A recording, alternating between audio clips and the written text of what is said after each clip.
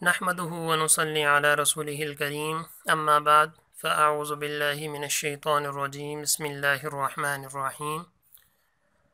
حضرت ابو ایوب انصاری رضی اللہ تعالی عنہ سے روایت ہے کہ رسول اللہ صلی اللہ علیہ وسلم نے فرمایا کہ جس نے رمضان کے روزے رکھے اور اس کے بعد 6 نفل روزے شوال یعنی عید کے مہینے میں رکھ لیے تو پورے سال کے روزہ رکھنے کا ثواب ہوگا۔ اگر ہمیشہ ایسا ہی کرے گا تو گویا اس نے ساری عمر روزے رکھے۔ اس حدیث مبارکہ میں رمضان المبارک کے گزرنے کے بعد شوال کے مہینے میں 6 نفلی روزے رکھنے کی ترغیب دی گئی ہے اور اس کا عظیم ثواب بتایا گیا ہے۔ ثواب کے بارے میں اللہ تعالیٰ نے یہ وعدہ فرمایا کہ ایک نیکی کا ثواب 10 کے برابر دیا جائے گا۔ تو اس طرح رمضان کے 30 روزے اور اس کے بعد شوال کے یہ 6 روزے تو کل 36 روزوں کو اگر 10 سے ضرب دی جائے تو یہ 360 دن بنتے ہیں، اور قمری لحاظ سے سال تقریباً 360 دن کا ہوتا ہے۔ تو اس لیے اگر کوئی شخص یہ شوال کے روزے بھی رکھ لے تو گویا ایسا ہے کہ اس نے پورا سال روزے رکھے۔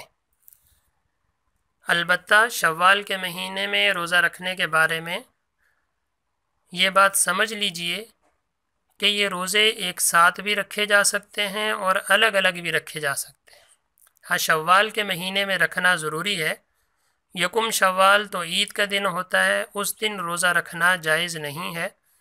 2 شوال سے لے کے 29 یا 30 شوال تک یہ روزے رکھے جا سکتے ہیں، ایک ساتھ بھی رکھ سکتے ہیں۔ مثال کے طور پہ کوئی آدمی 11 شوال سے شروع کرے تو 16 شوال تک مسلسل روزہ رکھے، 11، 12، 13، 14، 15، 16 ایک ساتھ روزے رکھے، تب بھی یہ فضیلت حاصل ہو جائے گی۔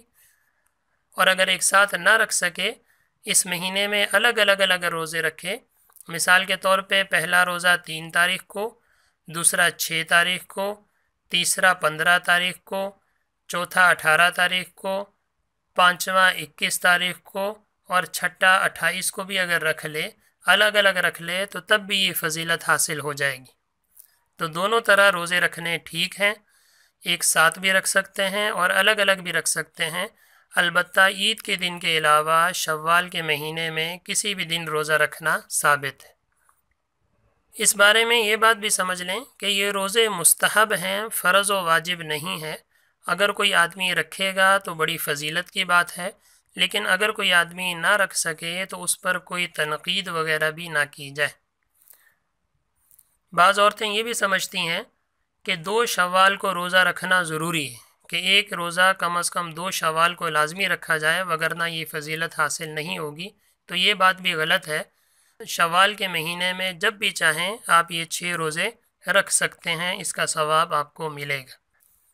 اور اس بارے میں یہ بھی سمجھ لیں کہ اگر کسی آدمی کے یا عورت کے رمضان کے کچھ روزے قضا ہو گئے ہوں، کسی شرعی مجبوری کی وجہ سے، کسی عذر کی وجہ سے، کسی بیماری کی وجہ سے، تو اس کو چاہیے کہ پہلے اپنے رمضان کے روزے قضا کر لے، جو 2، 3 ہیں، 4 ہیں، وہ قضا کر لے، اور پھر اسی مہینے میں شوال کے روزے بھی رکھ لے تاکہ اس کو یہ فضیلت بھی حاصل ہو جائے۔